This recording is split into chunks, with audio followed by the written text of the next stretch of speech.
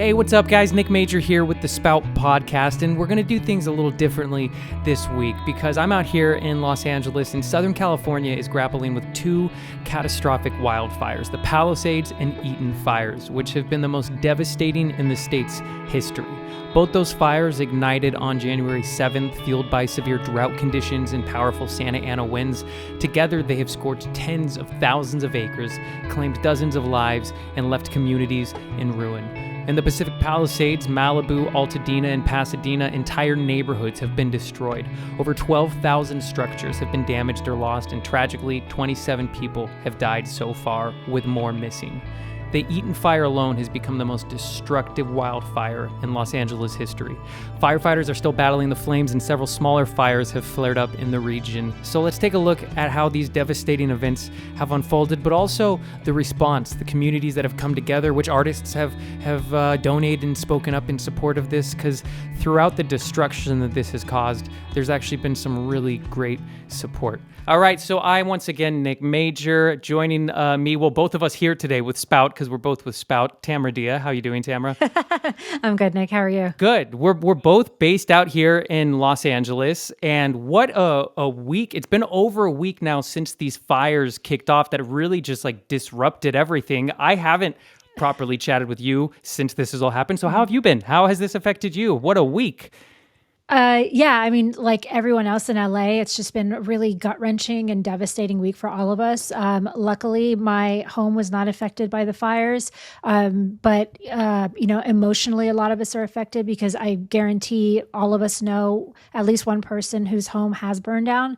So it's been a really tough week for all of us here in LA, but I will say the silver lining has been the way the community has really come together, and the public outreach. It's just been really heartwarming that so many people care about us in our little city over here. So, it's a devastating disaster, and at this point we rebuild. How about you? How's it going on your side? It's been like you said, great to see the community come together, because so for those of you who don't know, like donation shelters had to be like turning away stuff because so much was coming in from everybody, which was insane, and everything was good for me. I'm pocketed like in the middle of the valley, so I'm in the city. It's called Winnetka, and I'm so far away from everything because I'm in the middle of the valley that when I go out on the street corner, I could look and see the fires in every direction. Yeah. But I was never at immediate threat. I never felt immediately threatened. That's why I felt obligated to try to help as much as I could with how big the scale of this thing is.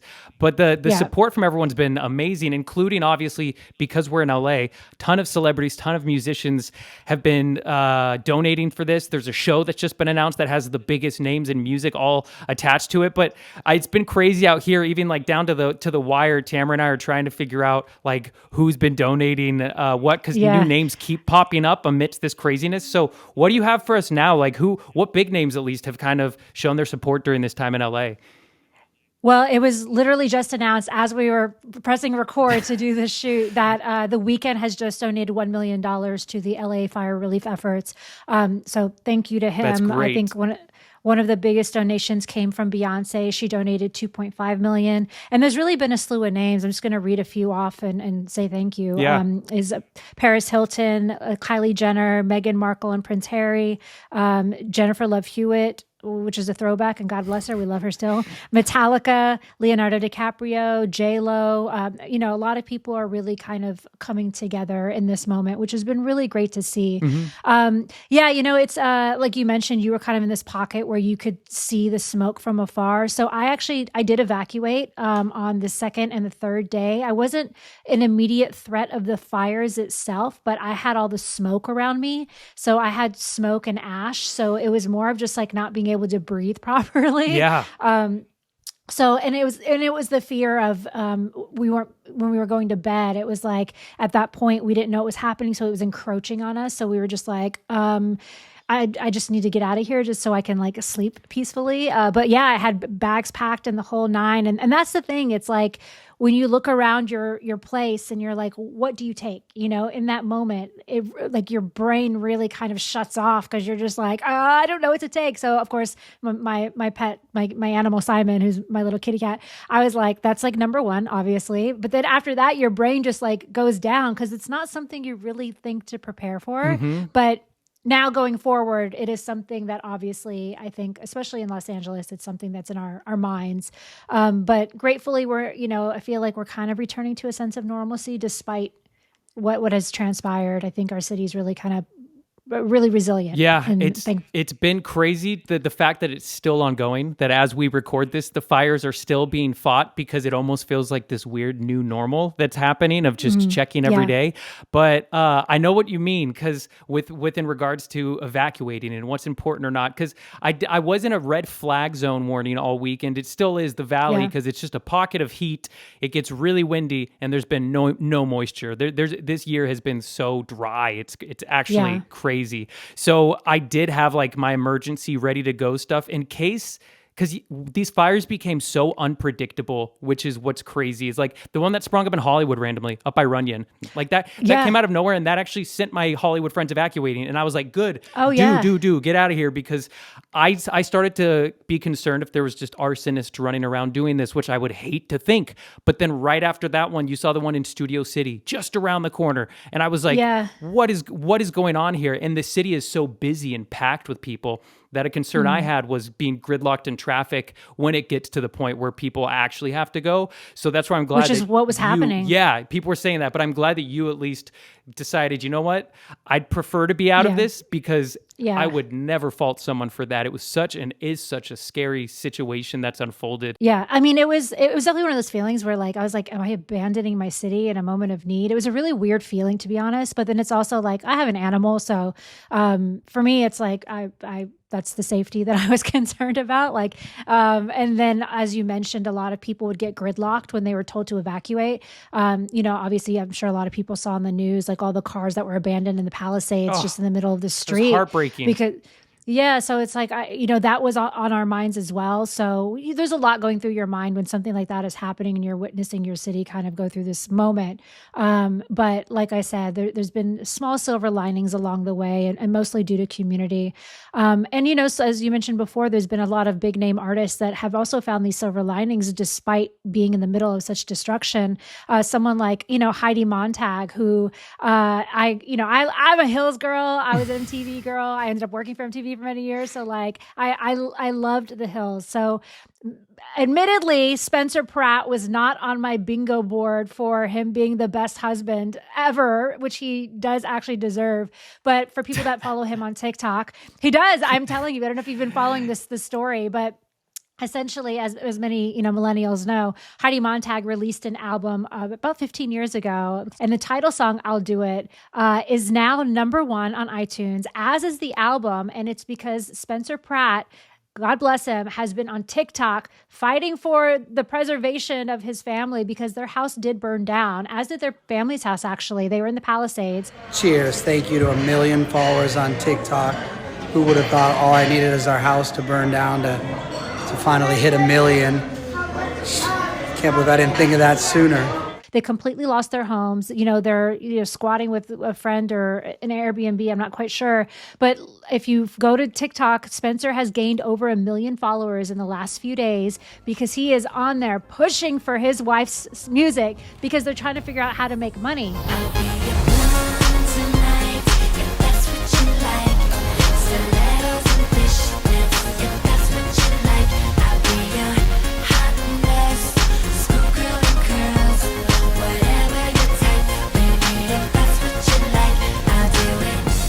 And, they just today, Fox News came out with an article saying like, oh, these millionaires crying over money because, from the outside looking in, you're like, oh, they have a house in the hills. It's $1 million worth, multi-million dollars. That's one of the most frustrating things about this whole thing, to where it's so frustrating to hear people say this stuff. They don't understand it. They don't get the magnitude and they don't understand who these people are that were affected. But yes, sorry, go on. Right.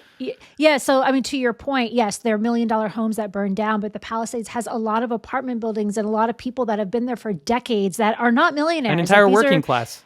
Yes, exactly. And I agree. It was very frustrating seeing that sentiment kind of go around on social media when these people really just lost everything that they have and they don't know how to rebuild. And to that point, Spencer Pratt went on social media today, actually, and was saying like they are house poor, which means that basically every cent that they have to their name was dunked into their home. So they don't actually have liquid assets. So he's literally on TikTok kind of, trying to make these videos so that they can create income in order to rebuild and like have a home. They have 2 young children. So I think, the idea of like, oh, eat the rich, blah, blah, blah. Like, yeah, that works when you're talking about the 1%. These are not 1%ers, these are the people, a lot of the people in the Palisades are, working at the post office or working at the supermarket, or these are people that you see every day. And yeah, just really tragic. But again, the silver lining in this regard was that Heidi's album is now #1. Her song is #1. She released a new track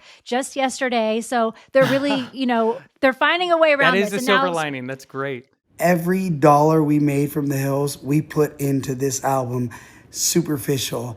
And for it to freaking finally get #1 in America, 15 years after, do you know how many times we've cried and how much regret we've had about spending all of our money and investing it and believing in Heidi's music, even though we knew it was so good? And for it to finally come out and be a fucking... And now Spencer has millions of followers on TikTok, which he didn't have before, and he's making videos and getting monetization off of that. So, he's finding a new age way around this. And to be quite frank, they have a really good positive attitude about it, despite having just lost everything. When your house burns down, you have nothing. Your parents' house burns down and they have nothing. There's only one thing that could maybe make you feel better. A bag of bagels. Obviously, I'm in shock. God bless them. I wish them the best. And honestly, I hope we get them on Spout. I would love to talk to them and hear this new story and this new trajectory for them, because it's been really kind of inspiring to watch. And props to them for being able to keep a fairly, at least public-facing, positive outlook on this, because I think that's also important for people who have gone through this exact thing, can see how they've been able to cope with it, and maybe it'll help them just put it into perspective however it can for them. Do you know if her album ever reached #1? Is it charting higher than it ever did? It did not. Oh, it never charted. No, look, God bless Heidi Montag. Like I was a millennial core to my core. But it was never like a big hit. No. Like, I think maybe it broke the Hot 100, maybe back then. But no, her pop stardom was very short-lived. They were capitalizing on the fame that they had received off of the hills, and, more power to them. But, she was trying to be a Britney. She was no Britney. However. Not till now. However, the tides do turn, because Heidi Montag is now, as according to her husband, a #1 pop superstar. So it's also kind of like inspiring to think about the work that you've done 15 years ago could one day come back. Absolutely. Thanks to stuff like TikTok and social media. And that's one of my favorite things with it, because I have friends who are artists and they've had songs from like the mid 2000s that blow back up now. And with, what was it on Stranger Things, the Climbing Up the Hill song?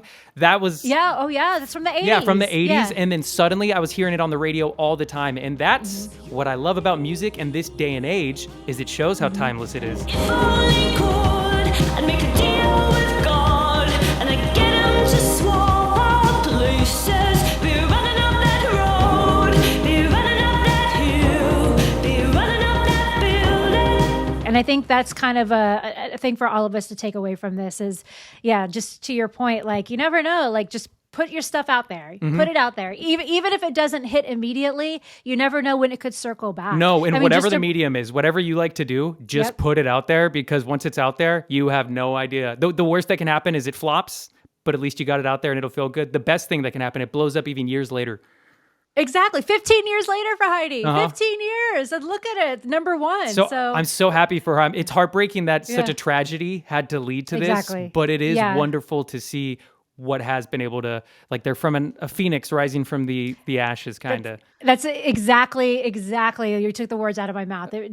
Real life tale of a phoenix rising from the ashes. It's really beautiful. And then a bunch of musicians also announced that they're getting together for a show that's going to be coming up, and it's called Fire Aid, a benefit concert going to be happening January 30th at 6 p.m. Pacific Standard Time. But it's I think it's at 2 locations, at the Intuit Dome and at the Kia Forum, but with a stacked list of names. So at the Kia Forum, we got Billie Eilish and Phineas, Dave Matthews and John Mayer, Earth, Wind and Fire, Gracie Abrams, Green Day, Gwen Stefani, who you should check out Tamara Dhia's interview with her. It was on the Spout podcast. It was really good. I just had to say that. Jelly Roll, who you should check out my interview with him. It's on the Spout podcast. Yes, Eric very good. chatted with him as well. It was really good. Katy Perry. And then at the Intuit Dome, like this list is insane. Lady Gaga, Lil Baby, Pink, Red Hot Chili Peppers, Rod Stewart, Steven Stills, Stevie Nicks, Sting, Tate McRae. So for all those unable to attend in person, the concert will be broadcast across multiple platforms, including YouTube, Netflix, Prime Video, Apple TV+, Spotify, and more. All the proceeds will go to the immediate relief effort supports and long-term initiatives to prevent future fires throughout Southern California. And tickets go on sale January 22nd at noon. So that's what I have to say about it. But I think that kind of gives us the run through of that. So it's great to see so quickly this caliber of a show is coming together to once again just keep supporting the community. Because the main thing that I can't get people or even myself to wrap head around is the scope of these fires and what they have destroyed. If you look up the helicopter footage and you just see entire neighborhoods decimated, seeing support like this is huge. So that show just got announced. Are we going to this, Tamara? What's the deal? I feel like we should. It's also like just prior to Grammy weekend, which is why so many of those artists were already in town, which is makes it much easier for them to mobilize and do something at this scale so quickly. And I do think that there's going to be more stuff at the Grammys as well, that they're going to still be trying to get money and hopefully help us rebuild our city. Yeah. So really, really beautiful to see all these people stepping up. Yeah, and I saw some people making calls for the Grammys to be canceled and stuff, but I'm confident that they're going to approach this in the right way to use it to bring awareness. The biggest night of music, when there's more eyes on TV than anything, it's the Grammys. And if they can use that as an opportunity to help the community where the Grammys is taking place, then I think it's fantastic. I think this actually kind of circles back to our initial point. A lot of people don't realize the Grammys is not just these big celebrities on stage. That's the other. That's the thing about living in LA in general. My gosh, it's you guys see the Grammys and you see these your favorite artists on the stage. You don't see all of the people that work behind the scenes to put it together. All the producers, all the PAs, all of the stagehands. Like these are all people that work and live and breathe in our city that need this work, especially now more than ever before. So I understand them being like, oh, cut the Grammys. Like, this is not the time to do it. It is the time to do it. It's a way to bring our city together in a moment where we've literally been ripped apart because of a destruction and disaster. So again, the people that you guys are seeing, because you see LA, it's not just celebrities, it's everyone else that works together that makes this wheel turn, and that's a lot of people that are not making the money that you think that they're making. So these jobs are very important to them. Yeah. And another good point, we keep making good points to each other's points, I feel like, but you mentioned the number of people, because I have a lot of friends in TV. I went to film and television school. So I can attest to, in other cities, you have your day jobs that you go to. In LA, people's day jobs are the film industry, so that's what they do. But I am glad it's going off, and I'm glad it's going to be following up this massive show that, like you said, all those artists are in town anyways for the Grammys. So I'm so glad that they're able to pull something of this caliber together, because I don't know how all these people are going to be able to get helped, but I just am glad to see we're doing what we can, because this thing became so big. I don't think anybody really knows what to do, but we're all coming together to figure it out. Yeah, I mean, it's just like humanity is really kind of coming together in a beautiful way. And again, it's just like a weird silver lining. And I hate that it had to come at the expense of so many people's homes and a chunk of our city. But, it's nice to be reminded that when push comes to shove, like the community is here and everyone's stepping up. Mm-hmm. So that's a nice feeling. It's been great to see. What's wild is this whole thing has my mother so freaked out, because she knows I'm in LA, and she's made me realize the magnitude of the world scale of this. How big is it? It is on the global scale, and I think that helped put into perspective to me, who lives in LA. But like I said, I can be in my little safe bubble where I'm not affected by the fires. But it took me watching the news reports around the world to see literally what was going on in my backyard was horrifying. So the whole thing's been a bit surreal. It's felt kind of like a movie, as crazy comparison it is, but as sad as it is, it's just, it feels like an action movie. Yeah, I mean, that's the only way to say it. It feels like a movie just because it feels so surreal. I mean, I have family in New Zealand that were reaching out. They're like, "Are you okay?" I have I'm family in like, Australia that's been reaching out. yeah. I'm like, how do you guys know? You know, and then you forget. You're like, oh no, we're in LA. Like this is like one of the biggest cities in the world and a huge metropolis. And this has just really been surreal. Is the only way I can really kind of put words to it. And now a lot of people, they always keep asking me, how can I help? How can I help? And what I just keep turning everybody to now, and I don't know if it's approved to say it or not, but I just literally am telling people to go to GoFundMe and to go to their tab with verified campaigns that are specifically for people affected by the California fires. It's so easy to get to. Just go to GoFundMe.com and you can get there. But I think when it comes to physical supplies, toiletries, I think we have like more than enough within the city going around that would, thankfully. Yes. And it's been a beautiful to see, but what people need is financial support, and nothing helps them more than if you go to a GoFundMe page,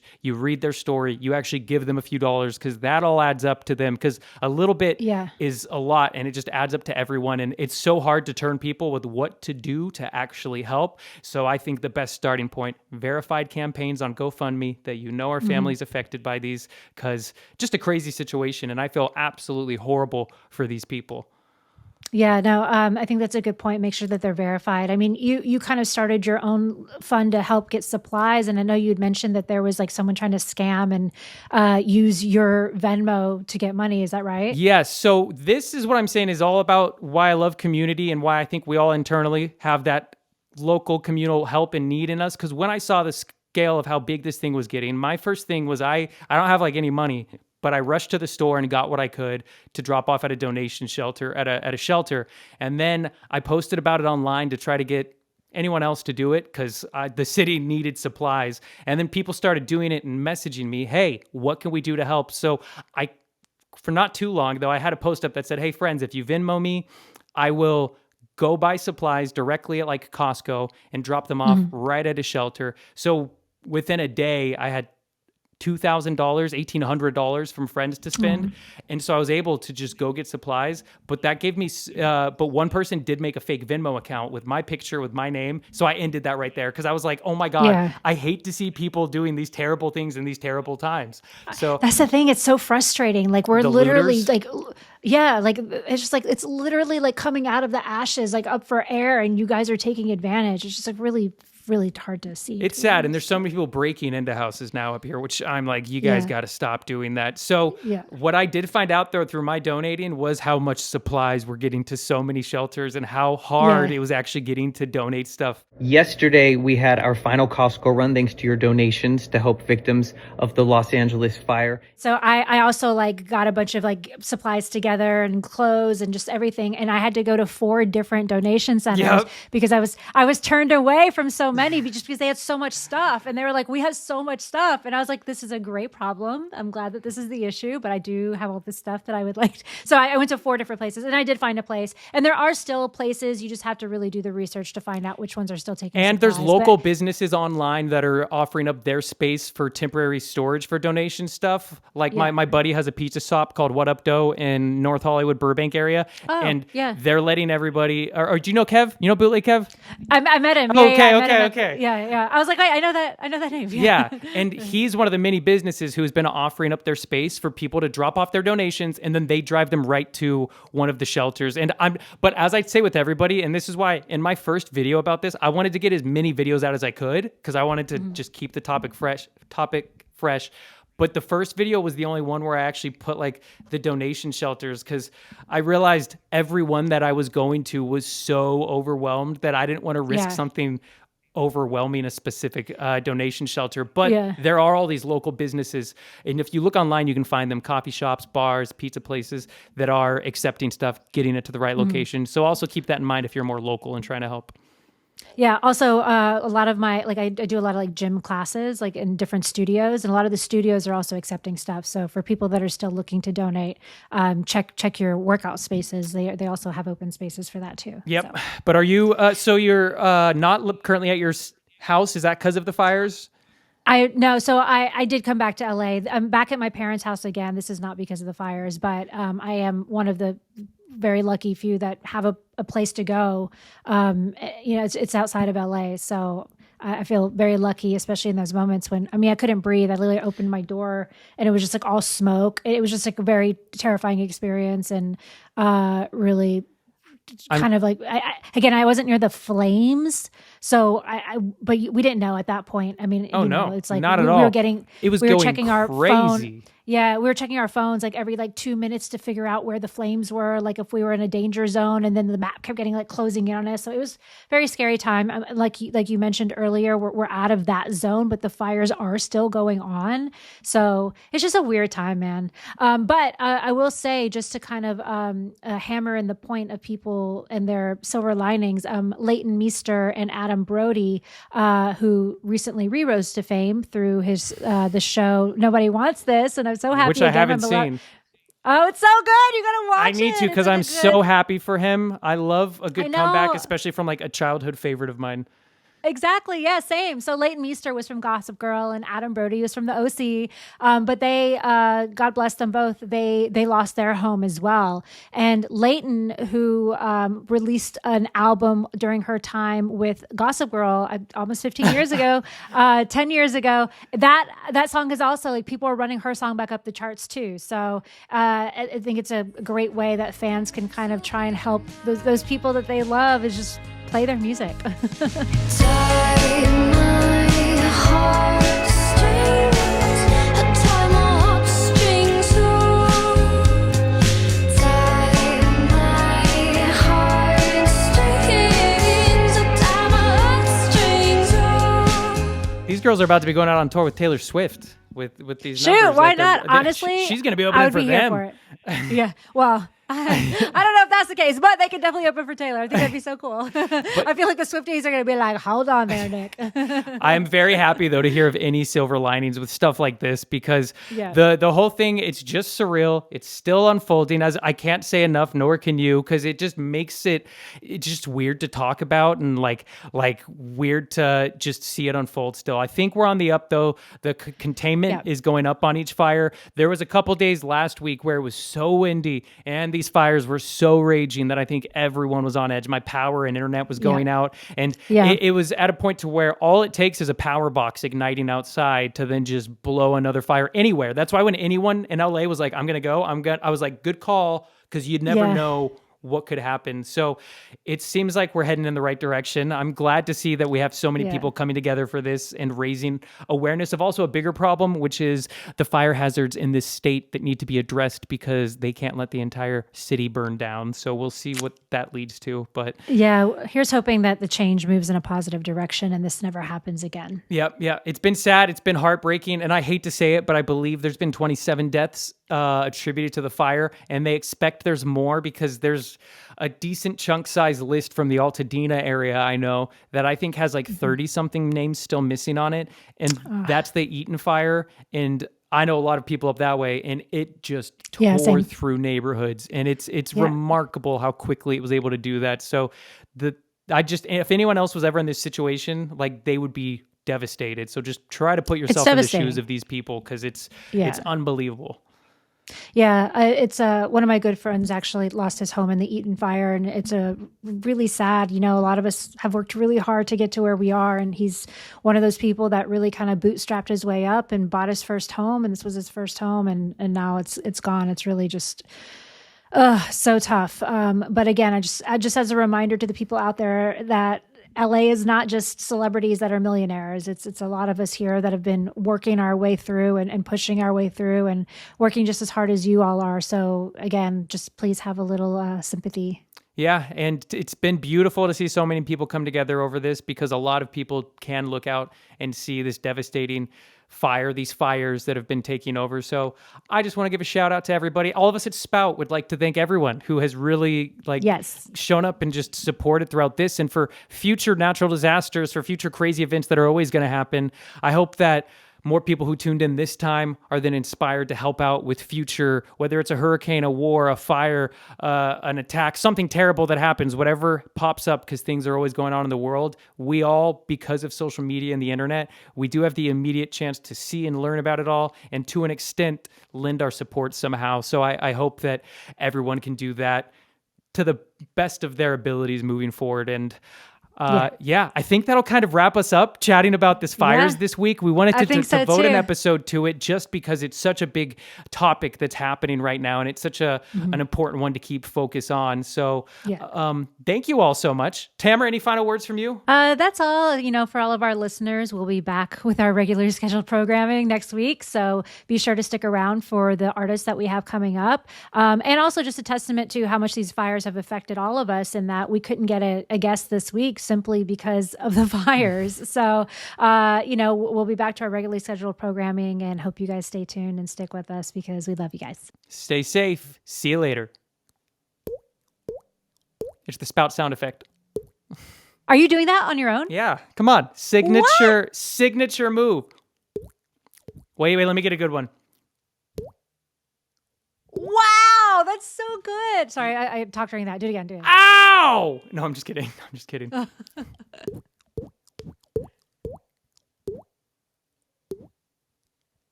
I think we should so good. We should keep this part in probably. Oh, for sure. I'm so impressed. I can't do anything. I can whistle. Barely. Can you whistle with your fingers? No. Oh, I can do it so loud. Oh, yeah, that's right. In your that was for when you screamed at me. This is now an episode of violence. Sorry, no, your violence. Oh gosh, no, that's so impressive. I can't do any of that stuff, but I'm pretty impressive. Are you the actual Spout drop like in the recording? We're in talks about it. If we can agree on a correct payment, I'm a struggling entrepreneur out here in LA, but apparently they found a better one for now. But no, that one's just me. Is it really you? Yeah. My cousin taught me how to do it when I was a kid.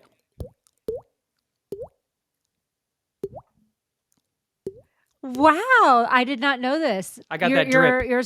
You're a celebrity. Clearly. Yeah, no big deal. Got that Spout drip. Got that Spout drip. So I love that. Yeah, that's like a fun Easter egg for people that stay this long in the episode. Now they know who does though. And I also have a lazy eye. If I don't control it well enough, you ready? You see that eye right there? Kind of. Can you not tell? Okay. Not really. It looks like you're just trying to cross your eye. Oh, okay. Well, it's a lazy eye. So now everybody knows that as well. So we're just giving all the secrets out here. What about you? Do you have any hidden talents, Tamara, that you can show us on audio or video? He didn't know. I have no talents whatsoever. My only talent is interviewing celebrities. And she's damn good at it. And you can catch her every week on the Spout podcast. And that was as good a point as ever to end it. So Tamara, thanks for stopping in today. Of course. I'm happy to end it on a light note with all this heavy fire stuff. So let's all stay positive throughout this as best we can and look out for each other.